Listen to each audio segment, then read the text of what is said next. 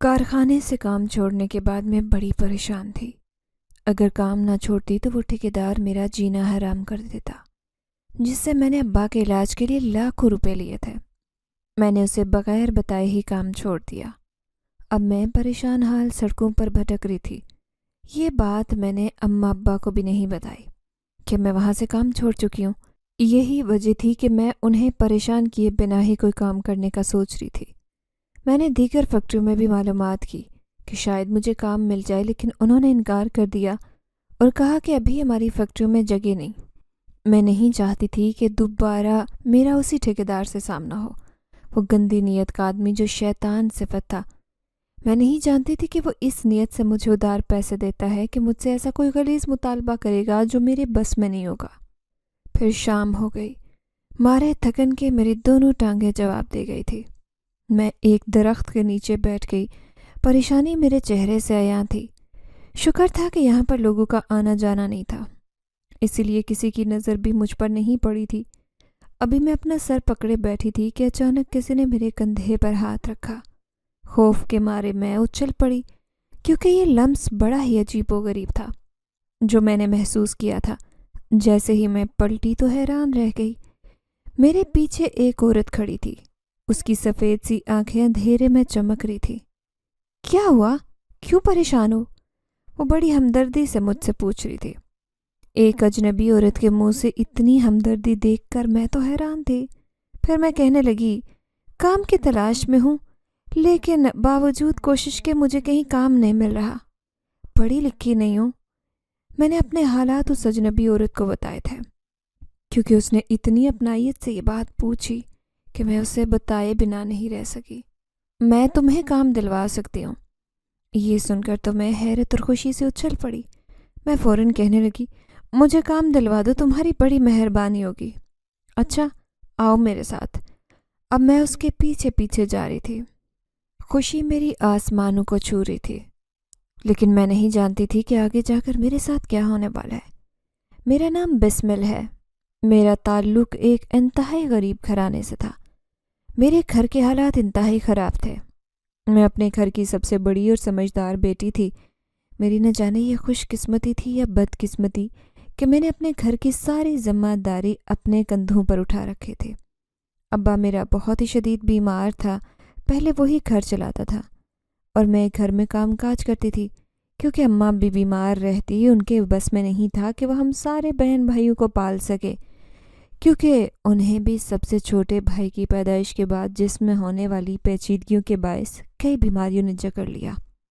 لیکن ایک دن جب ابا مزدوری سے واپس آ رہا تھا تو اچانک انہیں چکر آئے۔ انہیں فالج کا اٹیک آیا۔ شدید گرمی اور حبس نے انہیں اس حال تک پہنچایا تھا۔ یون کا ایک حصہ ناکارہ ہو گیا تھا اور وہ بھی بستر کے مریض بن گئے۔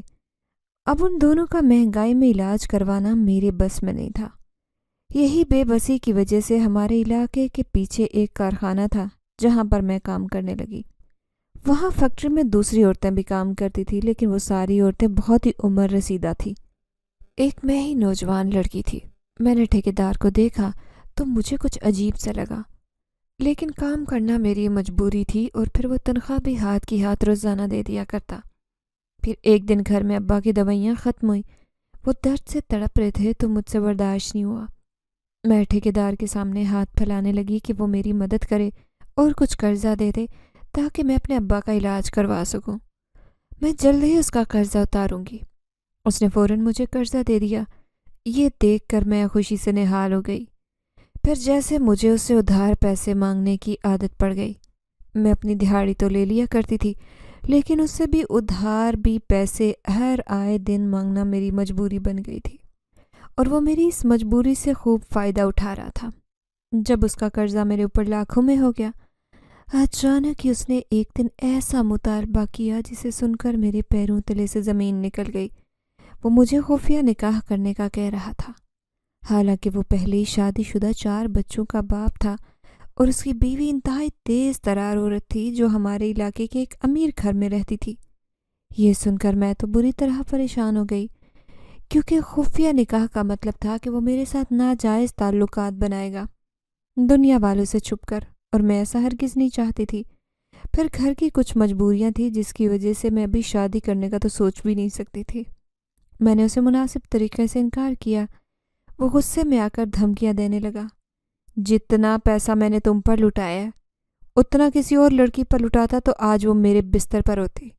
وہ مجھے غلیظ باتیں کہہ رہا تھا۔ میں اس کی باتوں پر سہم گئی۔ میں غریب گھر کی لڑکی تھی، گھر کی مجبوریوں کے باعث ہی گھر سے نکلی تھی۔ ڈر کے مارے دوسرے ہی دن میں نے کام پر نہ جانے کا فیصلہ کیا اور دوسری جگہ کام ڈھونڈنے لگی۔ یہ تو اس عورت کی مہربانی تھی جو مجھے کام پر لگوانے کے لیے لے کر جا رہی تھی۔ پھر وہ آبادی سے دور ایک گھر کے پاس لے آئی۔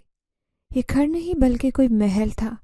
اتنا خوبصورت بنگلہ، ہماری بستی میں تو سارے ہی غریب لوگ رہتے تھے۔ یہ بنگلہ نہایت شاندار طریقے سے بنایا گیا تھا۔ اب میرے ہاتھ پاؤں ٹھنڈے ہونے لگے۔ یقیناً اس گھر میں رہنے والے لوگ بھی بہت نخرے والے ہوں گے، بہت امیر۔ نہ جانے وہ مجھے کام پر رکھیں گے یا نہیں۔ عورت نے مجھے اندر جانے کا اشارہ کیا تھا۔ وہ خود بھی اندر ہی جا رہی تھی، لیکن یہاں آ کر روشنی میں نے اس عورت کو دیکھ لیا۔ بڑا ہی عمدہ لباس پہن رکھا تھا، لیکن عورت بڑی کالی کلوٹی اور عجیب سی تھی۔ اس کے کالے ہاتھوں میں سونے کے زیورات چمک رہے تھے۔ میں ان کی خوبصورتی دیکھ کر حیران تھی۔ پھر وہ مجھے چھوڑ کر نہ جانے کہاں غائب ہو گئی۔ میں تو سہم کر ادھر ادھر دیکھنے لگی کہ اچانک ایک بھاری آواز میرے کانوں میں آئی، کون ہو تم اور یہاں کیا کر رہی ہو؟ میں ڈر کر اچھل پڑی۔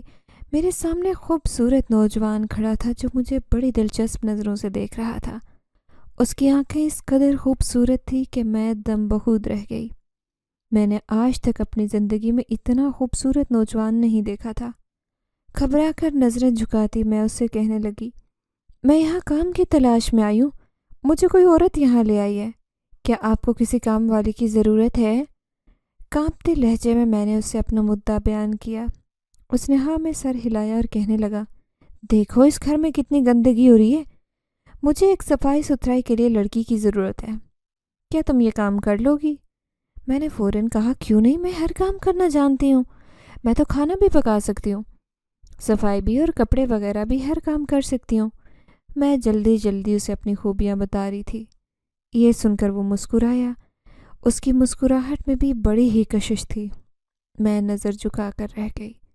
پھر وہ کہنے لگا، مجھے ہر کام کے لیے کسی لڑکی کی ضرورت نہیں تھی، بس تم اس بنگلے کو صاف ستھرا کر دو، بالکل چمکا دو، کیونکہ مجھے گندگی سے چڑ ہے۔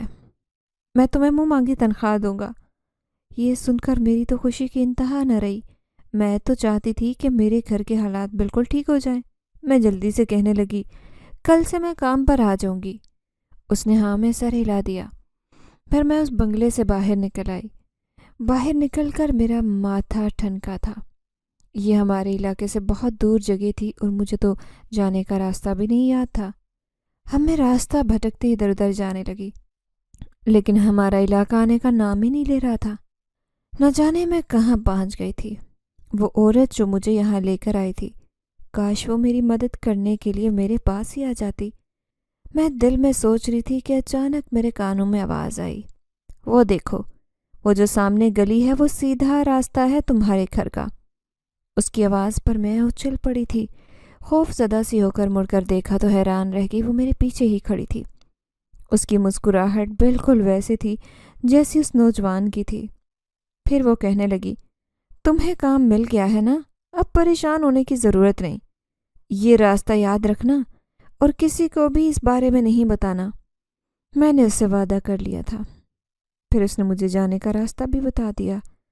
میں شکر گزار ہوتی اب جلدی جلدی گھر جا رہی تھی۔ گھر پہنچ کر میں نے اماں سے کھانا مانگا تو حیران رہ گئی۔ اماں کی آنکھوں میں آنسو تھے، ابا بھی کچھ پریشان لگ رہے تھے۔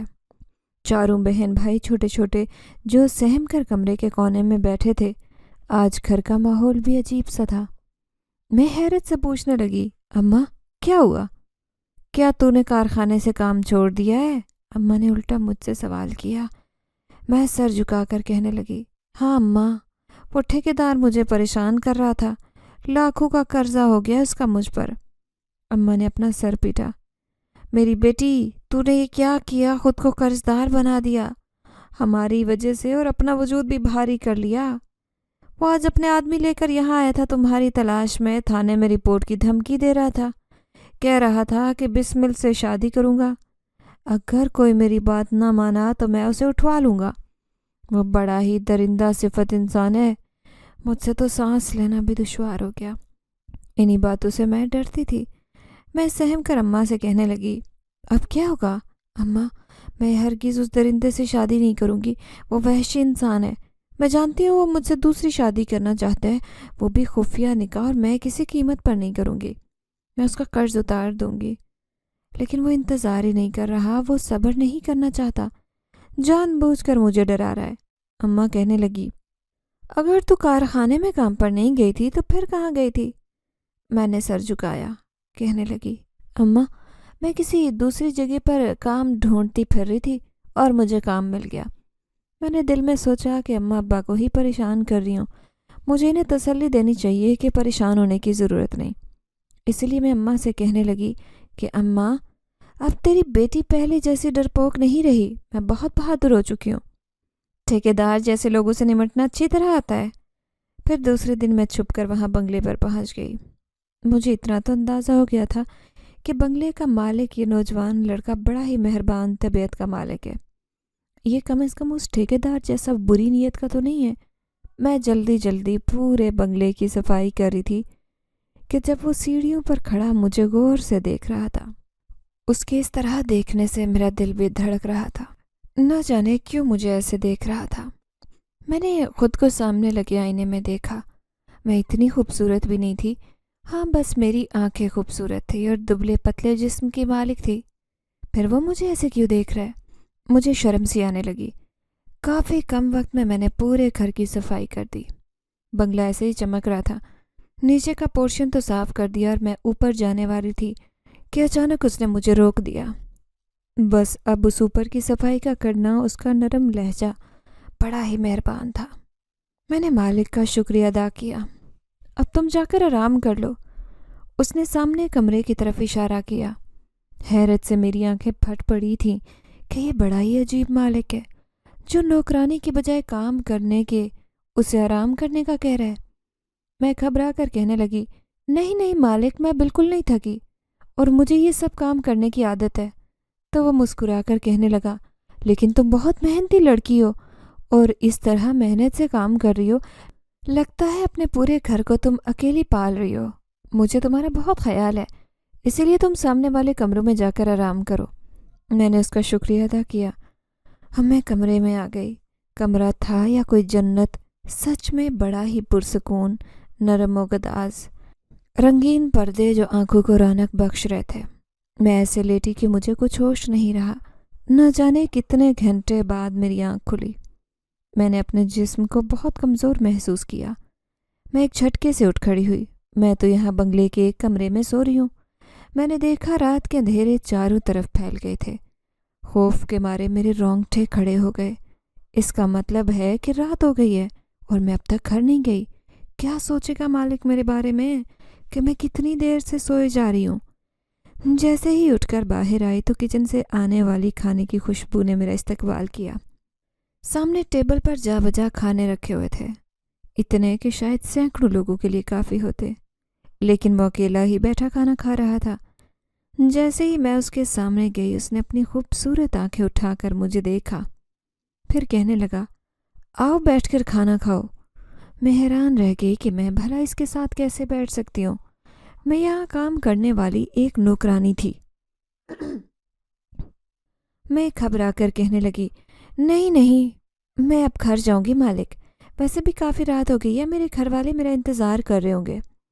میرے چہرے پر پریشانی تھی کیونکہ صبح چھوٹی بہن جو گھر کا کام کاج کرتی تھی، اس نے مجھے بتایا تھا کہ باجی گھر میں راشن ختم ہو گیا۔ میں اسی لیے پریشان تھی۔ میرے پاس ایک پھوٹی کوڑی بھی نہیں تھی اور مالک سے پیسے مانگنے کی ہمت نہ جانے کیوں میں نہیں کر پا رہی تھی، کیونکہ ابھی تنخواہ کا وقت نہیں آیا تھا۔ میں جیسے ہی نکلنے لگی، اچانک اس نے مجھے آواز دی اور کہا، یہ سارا کھانا ساتھ لے جاؤ۔ اتنا ڈھیر سارا لذیذ کھانا وہ مجھے ساتھ لے جانے کا کہہ رہا تھا۔ میں بہت خوش ہو گئی کیونکہ میں جانتی تھی کہ اتنے سالوں سے ہم نے گھر میں کچھ ڈھنگ کا کھانا نہیں کھایا تھا۔ گھر کے حالات اس بات کی اجازت نہیں دیتے تھے۔ اس نے سارا کھانا مجھے لے جانے کے لیے کہہ دیا۔ میں نے جلدی جلدی وہ کھانا تھیلے میں ڈالا اور ان کا شکریہ ادا کرتی جیسے ہی مڑنے لگی، اپنے جسم پر اس کی نظر میں محسوس کر کے اس کے بارے میں کچھ سوچنے لگی کہ کیا یہ بھی ٹھیکیدار کی طرح ہے۔ میں نے پلٹ کر دیکھا لیکن اس کی نظر میں مہربانی تھی۔ میں مسکرائی تو وہ بھی مسکرا دیا۔ میں جلدی سے بنگلے سے نکل آئی۔ میں نے دیکھا رات کا اندھیرا کافی حد تک پھیل رہا تھا۔ اتنی دیر تو مجھے کبھی نہیں ہوئی۔ میں جیسے ہی گھر پہنچی سب لوگ میرا انتظار کر رہے تھے۔ اماں ابا پریشانی سے چہرہ جھکائے بیٹھے تھے، جبکہ چھوٹے بہن بھائی بھوک سے نڈال تھے۔ پھر میں نے جیسے ہی سارا کھانا ان کے سامنے رکھا، وہ سب تکلیف، غم اور بھوک کی شدت کو بھول کر کھانا کھانے لگے۔ میں بھی خدا کا شکر ادا کر رہی تھی جس نے ہمیں یہ عمدہ رزق عطا کیا۔ میں بہت خوش تھی۔ پھر اماں کھانا کھانے کے بعد کہنے لگیں، بسمل، تیرا نیا مالک تو بڑا ہی مہربان طبیعت کا لگتا ہے۔ آج کا دن تو بڑا ہی خوبصورت گزرا تھا، لیکن اگلے دن جو قیامت مجھ پر ٹوٹے گی اس کے بارے میں مجھے معلوم نہیں تھا۔ جیسے ہی میں بنگلے سے کام کر کے گھر گئی تو 3-4 گنڈے قسم کے آدمی ہمارے دروازہ بجانے لگے۔ میرے ہاتھ پاؤں پھول گئے، خود اماں ابا کی گھبرا گئے۔ جیسے ہی میں نے دروازہ کھولا تو سامنے کھڑے اس ٹھیکیدار کو دیکھ کر میرے تو ہوش اڑ گئے۔ وہ غصے سے کہنے لگا، سارا پیسہ کھانے کے بعد کہاں چپتی پھر رہی ہے؟ سنا ہے کہ کسی اور سے عیاشی کرنے کا ارادہ ہے؟ میں اپنے پیسے چھوڑوں گا یہ تم نے سوچا بھی کیسے؟ وہ غصے سے چیخ رہا تھا۔ اس کے پیچھے کھڑے وہ آدمی بھی مجھے ہوس زدہ نظروں سے دیکھ رہے تھے۔ میں گھبرا کر کہنے لگی، میں تمہارے سارے پیسے اتار دوں گی، بس مجھے کچھ وقت دو۔ میں ایسا نہیں کر سکتی جیسا تم چاہتے ہو۔ یہ سن کر اس نے زور سے قہقہ لگایا اور کہنے لگا، اچھا، میں تو 1 منٹ بھی انتظار نہیں کر سکتا۔ ابھی اور اسی وقت میرے پیسے واپس کرو، ورنہ تو وہ بات مان لو جو تم سے کہہ رہا ہوں۔ اب تو بات ہی نہیں کر سکتے تھے اور اماں کونے میں کھڑی تھی۔ وہ کہنے لگی، کیوں میری بیٹی کو پریشان کر رہے ہو؟ کیا تم نہیں جانتے کہ ہم غریب لوگ ہیں؟ ٹھیک ہے، میری بیٹی سے غلطی ہو گئی، تم سے قرضہ لے لیا، لیکن وہ جلد تمہارا قرضہ اتار دے گی۔ اماں نے ٹھیکیدار کو باتیں سنائی تو وہ غصے سے بپھر گیا، کہنے لگا، اے بڑھیا، چپ ہو جا ورنہ ابھی تیرا گھر کا سارا سامان اٹھا کر گلی میں پھینک دوں گا۔ تیرے گھر پر قبضہ کر لوں گا، میرے پورے 2 لاکھ روپے جو تو نے ہر حال میں ادا کرنے۔ اماں نے رونا شروع کر دیا۔ میری آنکھوں میں بھی آنسو تھے۔ تبھی اچانک محلے کے 2-3 آدمی جمع ہو گئے۔ وہ سب ٹھیکیدار سے کہنے لگے کہ وہ اس غریب بچی کو پریشان کر رہا ہے۔ تم جانتی نہیں ہو کہ اس کے گھر کے حالات کیسے ہیں؟ یوں لوگوں کے جمع ہونے پر کچھ گھبرا کر وہ خاموش ہو گیا اور مجھے ترچھی نگاہوں سے دیکھتا چلا گیا۔ اس کی آنکھوں میں دھمکی تھی، شاید وہ مجھے اب مزہ چکھانے والا ہے۔ جو کچھ میں نے کیا تھا ناسمجھی سے اسے پیسے ادھار لیتی گئی اپنے گھر کے حالات سدھارنے کے لیے، لیکن نہیں جانتی تھی کہ یہ سب کر کے میں اپنے ہی پاؤں پر کلہاڑی مار رہی ہوں۔ پوری رات ہم سب جاگتے رہے۔ اگلے دن میں بنگلے پر پہنچ گئی تھی۔ بنگلے میں خاموشی چھائی ہوئی تھی۔ نہ جانے مالک کہاں تھا۔ آج میں نے پورا ارادہ کر لیا تھا کہ مالک کو اپنی مجبوری بتاؤں گی کہ میں کس قدر مجبور اور پریشان ہوں، اور صرف ان پیسوں کی وجہ سے جو میں نے ٹھیکیدار سے ادھار لیے تھے۔ مجھ پر لاکھوں روپے قرضہ ہے جو میں کسی طرح اتار نہیں سکتی۔ پھر میں دل ہی دل میں سوچنے لگی کہ اگر اس سے پیسے ادھار لیے پھر تو وہی حساب ہو جائے گا کہ کہیں یہ پھر سے کوئی ناجائز مطالبہ نہ کرنے لگ جائے۔ میں دل میں سوچ رہی تھی کہ اس سے بات کر کے دیکھتی ہوں۔ اگر اس نے ایسا مطالبہ کر بھی دیا تو کوئی پریشانی کی بات نہیں ہے، کیونکہ وہ شادی شدہ بھی نہیں ہے اور اس بنگلے میں اس کے علاوہ کوئی رہتا بھی نہیں ہے۔ میرا دل خوش ہو گیا۔ ابھی میں اوپر والے پورشن کی صفائی کر رہی تھی کہ اچانک مجھے کسی کے زور سے بولنے کی آواز آئی۔ میں حیرت سے بت بن گئی کیونکہ یہ ایک نسوانی آواز تھی۔ یہاں اکیلے رہ کر تم کیا کر رہے ہو؟ ساتھ کیوں نہیں چلتے میرے؟ یہ آواز بڑی خوبصورت تھی۔ تبھی مالک کی آواز آئی، میں یہیں ٹھیک ہوں، مجھے یہاں رہنے کی عادت ہو گئی ہے، آج سے نہیں بلکہ کئی سالوں سے یہاں رہتا ہوں۔ پھر وہ لڑکی کہنے لگی، میں تمہارا انتظار کر کر کے تھک گئی ہوں، کب تک انتظار کروں؟ اب تمہیں میرے ساتھ چلنا ہوگا۔ لیکن مالک مسلسل انکار کرتا جا رہا تھا۔ میں دروازے پر کھڑی ان دونوں کی گفتگو سن رہی تھی۔ پھر مجھے اچھا بھی نہیں لگا کہ میں یوں کسی کی باتیں سن رہی ہوں۔ میں دوسری طرف آ کر دوسرے کمرے کی صفائی کرنے لگی۔ تھوڑی دیر بعد مالک میرے سامنے آیا، لیکن میں اس کے پیچھے اس لڑکی کو دیکھنا چاہتی تھی جس کی آوازیں مجھے آ رہی تھی۔ پھر میں صفائی کرنے کے بعد کہنے لگی، مالک، آپ کی بیوی کہاں گئی؟ میں مالکن سے ملنا چاہتی ہوں۔ میں نے بڑی نرمی اور پیار سے اس سے بات کی۔ وہ حیرت سے کہنے لگا، کون مالکن؟ یہاں تو کوئی لڑکی نہیں رہتی۔ میں حیرت سے دل میں سوچنے لگی، لیکن مجھے تو اس کی آواز آ رہی تھی۔ پھر میں چپکے چپکے اس پورے بنگلے میں تلاش کرنے لگی، لیکن اس کا کہیں نام و نشان نہیں تھا۔ شاید وہ یہاں سے چلی گئی ہے۔ اب میں اپنا کام نپٹا رہی تھی، لیکن باوجود ہمت کر کے میں قرضے والی بات مالک کو نہیں بتا سکی۔ یوں خالی ہاتھی گھر لوٹ آئی۔ بڑی پریشانی کے دن گزر رہے تھے۔ باوجود ہمت کے میں اسے قرضہ لینے میں ناکام رہی تھی۔ لیکن ایک دن میں نے چپکے سے جا کر جب اوپر کام کر رہی تھی تو مجھے محسوس ہوا جیسے کوئی میرا پیچھا کر رہا ہے۔ میں نے پلٹ کر دیکھا تو مجھے کسی کے بھاری قدموں کی آواز سنائی دی۔ کوئی درخت کی اوٹ میں چھپا ہوا تھا۔ میرا دل کانپ کر رہ گیا۔ نہ جانے کون میرا پیچھا کر رہا ہے۔ حالانکہ میں تو کسی کو بھنک بھی نہیں لگنے دینا چاہتی تھی کہ میں کہاں کام کرتی ہوں۔ لیکن میں جیسے ہی قدم بڑھانے لگی، پھر سے مجھے محسوس ہوا کہ کوئی میرا پیچھا کر رہا ہے۔ اب میں تیز تیز چلتی جا رہی تھی، لیکن جیسے ہی پیچھے مڑ کر دیکھا تو مجھے شک ہو گیا کہ وہ ٹھیکیدار ہی تھا جو میرے پیچھے آ رہا تھا۔ شاید محلے والوں کے خوف پر اب اس نے دھمکانا چھوڑ دیا تھا اور وہ یوں میرا پیچھا کر رہا تھا۔ میں نے وہیں سے بھاگنا شروع کر دیا، کیونکہ یہ ایک جنگل کا راستہ تھا۔ یہاں سے گزر کر تو میں بنگلے میں جاتی تھی۔ یہی دعا کر رہی تھی کہ جلد بنگلہ آ جائے اور میں اس گھر میں گھس کر خود کو محفوظ کر لوں گی۔ لیکن جیسے ہی اندر آئی، بنگلے کی ویرانی اور چھایا سناٹا دیکھ کر حیران رہ گئی۔ یہاں تو کوئی نہیں تھا، حالانکہ مالک بھی نہیں۔ اور اچانک ہی میں کسی کے کودنے کی آواز سن رہی تھی۔ میں سمجھی کہ شاید ٹھیکیدار بنگلے میں آ گیا اور میرا شک بالکل ٹھیک ثابت ہوا۔ جب میں نے اس کے کپڑے پہچان لیے تھے، اپنے خباثت زدہ چہرے پر شیطانی مسکراہٹ لیے وہ مجھے دیکھ رہا تھا، جبکہ میں بھاگتی پھر رہی تھی۔ مجھے یہاں آج کوئی نظر نہیں آ رہا تھا، حالانکہ کمرہ بھی کھلا نہیں پڑا ہوا تھا۔ سارے کمروں کے دروازے پر تالا لگا تھا۔ مجھے ایک ہی کمرہ نظر آیا اور میں اس میں جا کر چھپ گئی، جبکہ وہ ٹھیکیدار زور سے چیختے ہوئے کہنے لگا، کہاں چھپ کر بیٹھ گئی ہو؟ یہاں تو کوئی نہیں رہتا، مجھ سے بچ کے کہاں جاؤ گی؟ آج تو خوب ذلیل کروں گا کیونکہ تم نے مجھے ستایا ہے۔ میں خوف سے کانپنے لگی، دل میں دعا کر رہی تھی کہ خدا میری عزت اس سے محفوظ رکھے، کیونکہ آج تو مالک بھی نظر نہیں آ رہا تھا، اور وہ بنگلہ جس کی میں روزانہ صفائی کر کے جاتی آج گندگی سے اٹا ہوا تھا۔ ایسے لگ رہا تھا کہ میں غلطی سے یہاں آ گئی ہوں۔ میں حیران تھی کہ آخر میرے ساتھ یہ سب کچھ کیا ہوا ہے۔ اچانک ٹھیکیدار کے چیخنے کی آواز آئی۔ میں نے ڈر کر کھڑکی سے جھانک کر دیکھا تو حیران رہ گئی۔ اس کے ماتھے سے خون ٹپک رہا تھا۔ ہاں، اسے کسی نے گھائل کیا تھا۔ وہ تو فرش پر ایسے گرا ہوا تھا جیسے کوئی زخمی پرندہ ہو۔ اس کی آنکھیں حیرت سے ابلی پڑی تھی اور وہ زمین پر گرا تڑپ رہا تھا۔ پھر اس نے ہمت کی، اٹھ کر بھاگا اور پلٹ کر مجھے دیکھا بھی نہیں۔ میں حیران تھی کہ آخر اس کے ساتھ یہ کیا ہوا ہے۔ سہم کر خوف کے مارے میں کمرے سے باہر بھی نہیں نکلی تھی۔ ابھی کمرے سے نکلنے کی سوچ ہی رہی تھی کہ اچانک اپنے کانوں میں آواز سنائی دی، گھبراؤ مت، کچھ نہیں ہوگا۔ میں نے جیسے ہی پلٹ کر دیکھا تو حیرت سے اچھل پڑی۔ وہی زیورات والی عورت جو مجھے یہاں کام پر لگوانے آئی تھی میرے سامنے کھڑی تھی۔ اس کی آنکھیں بڑی عجیب تھی اور وہ اچانک سے کمرے میں کیسے آئی، یہ سوچ کر میں حیران تھی۔ جب یہ سوال میں نے اس سے کیا تو وہ زور سے ہنسنے لگی۔ اس کی ہنسی کی بھی عجیب سا اس میں خوف تھا۔ میں سہم کر اسے دیکھے جا رہی تھی، پھر ڈر کر پوچھنے لگی، مالک کہاں ہے؟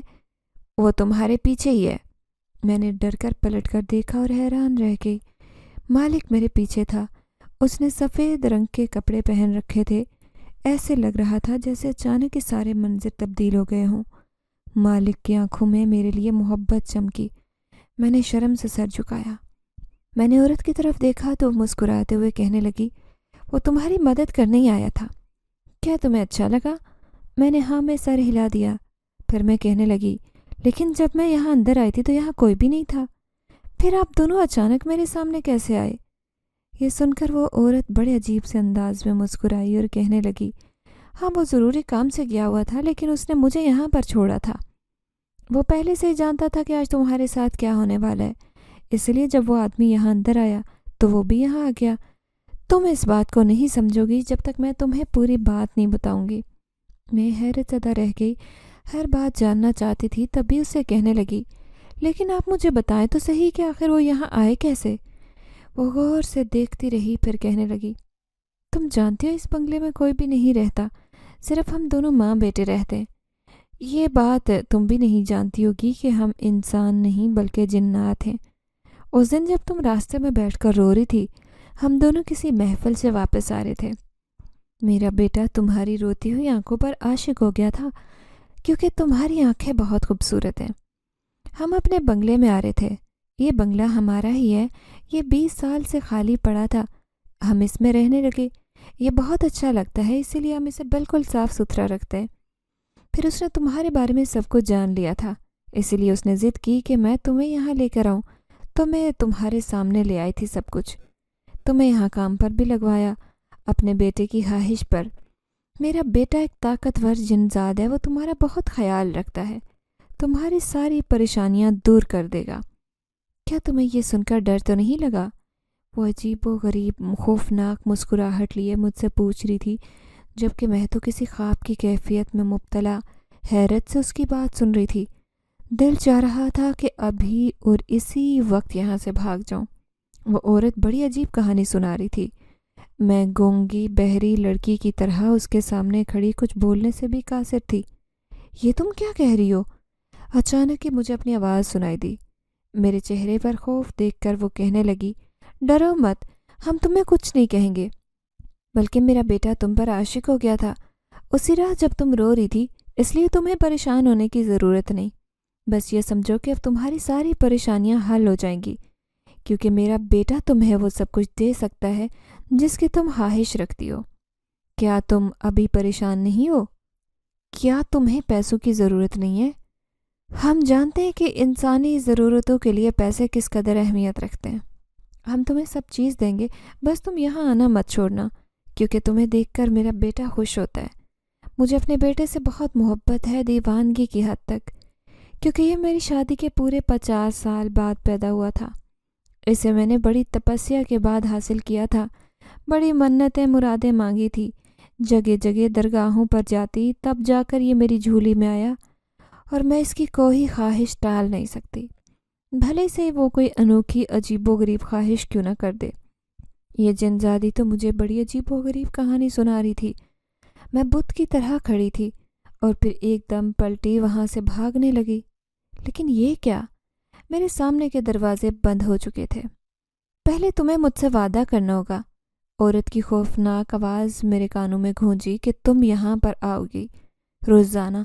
اگر تم نے انکار کیا، میں تمہیں کہیں جانے نہیں دوں گی۔ اب میں بری طرح سے پھنس گئی تھی۔ پہلے اس ٹھیکیدار نے مجھے پریشان کر رکھا تھا، اوپر سے یہ میرے ساتھ کچھ عجیب و غریب معاملہ ہو گیا۔ میں ڈرتے ہوئے کہنے لگی، میں وعدہ کرتی ہوں کہ میں روزانہ یہاں آؤں گی، اب مجھے جانے دو۔ وہ مسکراتے ہوئے کہنے لگی، ٹھیک ہے، اب تم نے مجھ سے وعدہ کر لیا ہے، میں تم سے وعدہ کرتی ہوں کہ جو بھی چیز ابھی مجھ سے مانگ سکتی ہو مانگ لو، میں تمہیں وہی دوں گی۔ میں سوچ میں پڑ گئی۔ فی الحال مجھے پیسوں کی ضرورت تھی تاکہ میں اس کا قرضہ دے سکوں، لیکن اس ٹھیکیدار کے ساتھ کیا ہوا ہے؟ کیا اس کا حال بھی ان دونوں نے ہی کیا ہے؟ یہ سوچ کر میں ڈر گئی تھی۔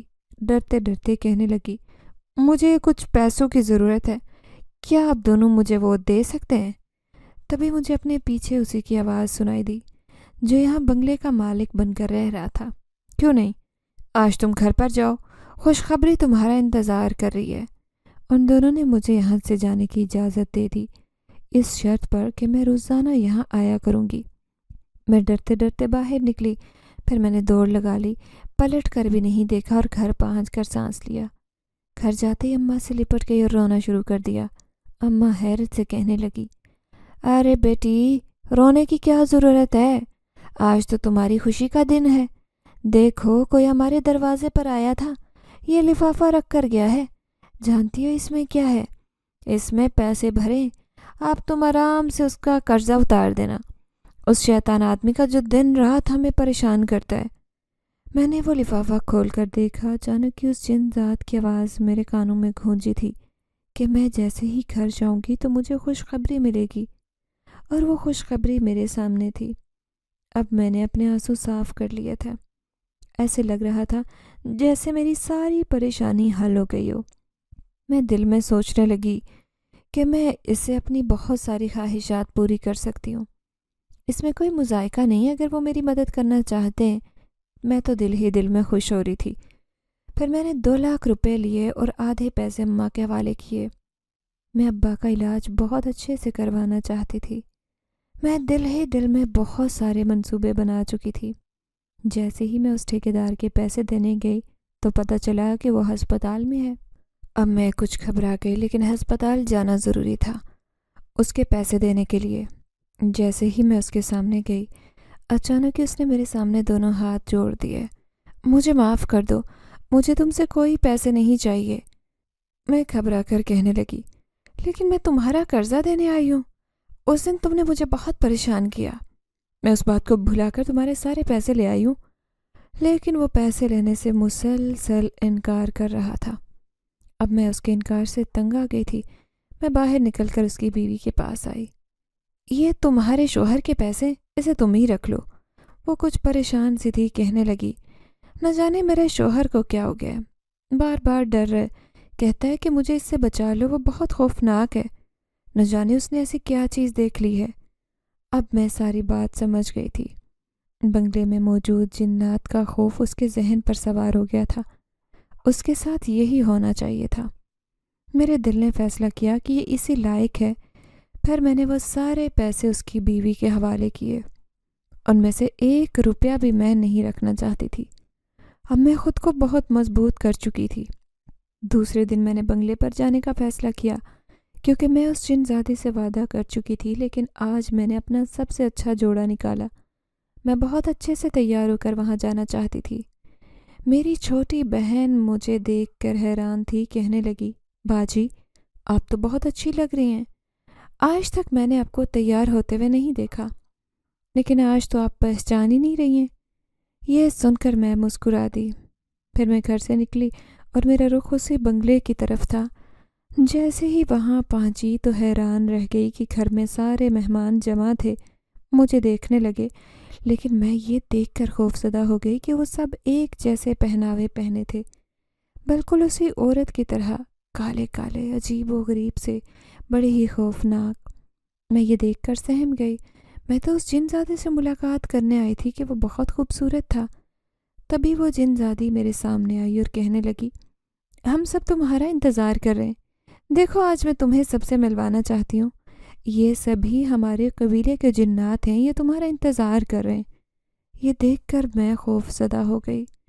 میں ان کے سامنے سر جھکائے بیٹھی تھی، تبھی ایک جن زادی کہنے لگی، کیا سچ میں ہی یہ تمہارے بیٹے کے ساتھ شادی کرنے کے لیے راضی ہے؟ ہمیں تو نہیں لگتا۔ یہ سن کر تو میرے پیروں تلے سے زمین نکل گئی کہ وہ اتنی عجیب بات کیوں کر رہی ہے۔ تبھی وہ جن زادی کہنے لگی، کیوں نہیں، یہ ہماری ہر بات مانیں گی، اس نے ہم سے وعدہ کیا ہے، بدلے میں ہم اس کی ساری پریشانیاں دور کریں گے۔ یہ سن کر خوف کے مارے میں بت بن گئی، جبکہ وہ جن زادہ سامنے کھڑا تھا، مجھے دلچسپ نظروں سے دیکھ رہا تھا۔ وہ بھی بہت خوبصورت تھا، اس کی آنکھیں مسلسل مجھے دیکھے جا رہی تھی۔ اچانک یہ میرے ذہن میں اس دن کی بات آئی کہ اس دن وہ جن زادہ کس سے بات چیت کر رہا تھا۔ کیا سچ میں کوئی دوسری لڑکی تھی یا وہ کوئی ایسی جن زادی تھی جو اس سے محبت کرتی تھی؟ یہی سوچ کر میں پریشان ہو گئی۔ اب مجھے یہاں سے چلے جانا چاہیے، معاملہ بہت بڑھ گیا ہے۔ میرا ذہن تو یہاں پر ہرگز بھی نہیں مانتا تھا، بلکہ میں مسلسل خوف کے مارے نہ جانے کیا سوچے جا رہی تھی۔ وہ جن زادی تبھی کہنے لگی، تم سب کے سامنے کہو کہ تم میرے بیٹے سے شادی کرو گی، اسی بات پر میں تم سے خوش ہو جاؤں گی۔ میں کہنے لگی، ٹھیک ہے، مجھے کوئی اعتراض نہیں، میں نے اپنا فیصلہ سنا دیا تھا، اگر اماں ابا کا علاج ہو سکتا ہے اور ہمارے گھر کے حالات ٹھیک ہو سکتے ہیں تو مجھے کوئی اعتراض نہیں ہوگا۔ میں یہ سب سوچ کر اپنے آپ کو راضی کر چکی تھی۔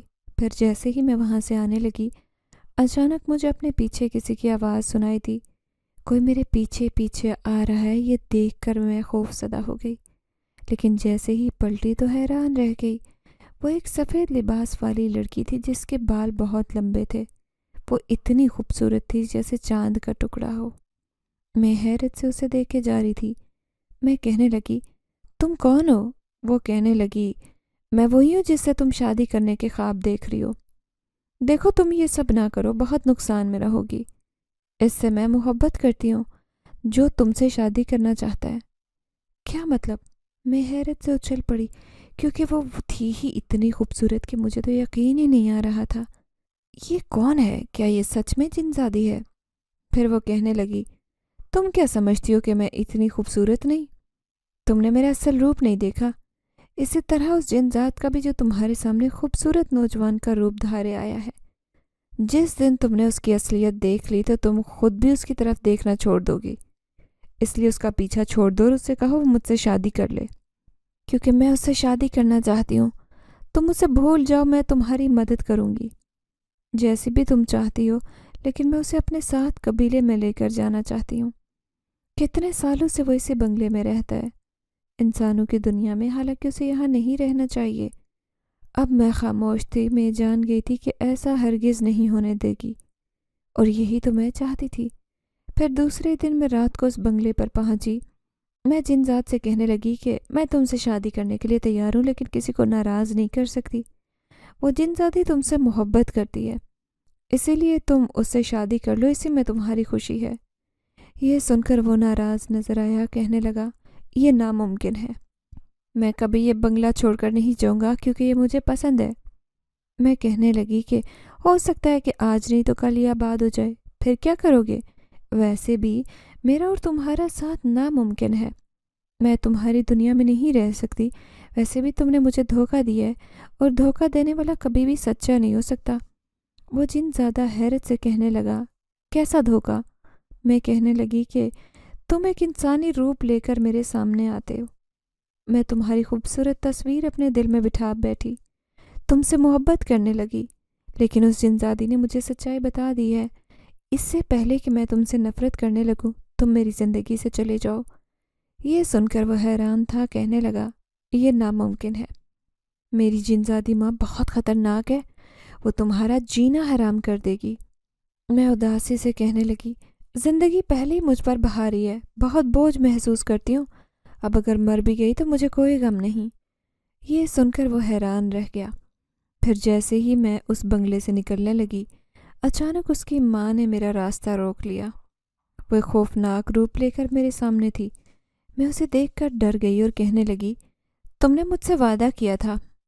میں سر جھکا کر کہنے لگی، میں نے تم سے وعدہ کیا تھا، لیکن میں کسی کا دل نہیں دکھانا چاہتی۔ تمہارے قبیلے کی ایک جن زادی تمہارے بیٹے سے شادی کرنا چاہتی ہے، بہتر یہ ہوگا کہ تم اسی سے اپنے بیٹے کی شادی کر لو، اس طرح وہ بھی خوش رہے گی اور تم بھی، اس کی زندگی بھی خراب نہیں ہوگی۔ اب وہ دونوں خاموش تھے، پھر اچانک وہ میرے سامنے سے غائب ہو گئے۔ میں پریشان تھی کہ نہ جانے وہ میرے ساتھ کیا کریں گے۔ اب میں ایک گھر آ گئی۔ پھر کئی دن گزر گئے۔ اب میں نے ایک دوسری فیکٹری میں کام ڈھونڈ لیا۔ میں وہاں پر کام کرنے لگی، لیکن وقت اور حالات نے مجھے بہت بدل دیا تھا۔ اب میں کسی دھوکے کا شکار نہیں ہونے والی تھی، بلکہ محنت کر کے اپنے گھر والوں کو پال رہی تھی۔ لیکن ایک دن کام سے واپس آتے کسی نے مجھے آواز دی۔ میں نے جیسے ہی پلٹ کر دیکھا، یہ وہی خوبصورت جن زادی تھی جس نے لال رنگ کا لباس پہن رکھا تھا اور کافی سارے زیورات بھی۔ میں حیرت سے اسے دیکھ رہی تھی۔ پھر وہ کہنے لگی، تمہاری وجہ سے ہی آج میری شادی ہوئی ہے، مجھے میری محبت مل گئی، اسی لیے میں تمہارا شکریہ ادا کرنے آئی ہوں۔ یہ سن کر مجھے بھی خوشی ہوئی۔ میں نے اسے مبارکباد دی تو وہ کہنے لگی، لیکن تم بہت بڑے انعام کی حقدار ہو، اسی لیے میں تمہیں تمہارا انعام دینے آئی ہوں۔ میں کہنے لگی، مجھے کوئی انعام نہیں چاہیے، بلکہ میں دعا کروں گی کہ تم ہمیشہ خوش رہو۔ میں تیزی سے پلٹ کر آنے لگی، لیکن اچانک ہی مجھے ٹھوکر لگی تو میں نیچے زمین پر جا گری۔ میرے سامنے ہی ایک لال رنگ کا خوبصورت تھیلا پڑا ہوا تھا۔ ایسے لگ رہا تھا جیسے جان بوجھ کر کسی نے مجھے گرایا ہے تاکہ میری توجہ اس تھیلے پر جائے۔ میں نے جیسے ہی تھیلا اٹھا کر دیکھا تو اس میں چمکتے ہیرے جواہرات میں جیسے میری زندگی ہی بدل گئی تھی۔ مجھے حیرانی ہو رہی تھی کہ یہ سب کیا ہے، یہ سب اس نے کیوں کیا۔ میں جانتی تھی کہ وہ جن زادی مجھے انعام دے کر کیوں گئی ہے۔ پھر میں ان سب کو اپنے گھر لے آئی، اور پھر جیسے میرے حالات بدل گئے، ابا کا علاج ہو گیا، انہوں نے مارکیٹ میں ایک بہت بڑی دکان کھولی۔ اماں میری شادی کی تیاریاں کر رہی تھی۔ تبھی میری شادی بڑی دھوم دھام سے ہو رہی تھی۔ پھر میں دلہن بن کر کھڑی تھی جب اچانک ہی مجھے کسی کی شکل نظر آئی۔ یہ وہی جنزادی تھی جس نے میری مدد کی تھی۔ وہ مجھے مبارکباد دے رہی تھی میری شادی کی۔ میں نے مسکرا کر اسے دیکھا۔ وہ آج بھی بہت خوبصورت لگ رہی تھی۔ پھر وہ کہنے لگی، تم ایک انتہائی خوبصورت لڑکی ہو۔ تمہارا دل سچا ہے، اس لیے تمہیں یہ سب کچھ انعام میں ملا ہے۔ میں خوش ہو کر کہنے لگی، یہ سب تمہاری وجہ سے ہوا ہے۔ حالات بدلنے کی خواہش کسے نہیں ہوتی؟ ایسی خواہش مجھے بھی تھی، لیکن شاید میرا نصیب اتنا اچھا نہیں تھا۔ لیکن جس طرح سے تم نے میری مدد کی ہے، اس کی وجہ سے میں اپنے حالات بدلنے میں کامیاب ہوئی ہوں۔ میری دعا ہے کہ تم دونوں ہمیشہ خوش رہو۔ اس نے بھی مجھے دعائیں دی۔ پھر میں رخصت ہو کر اپنے شوہر کے گھر آ گئی، کیونکہ میرا شوہر ایک امیر آدمی تھا۔ میں جانتی تھی کہ آنے والی زندگی میری بہت خوبصورت گزرے گی۔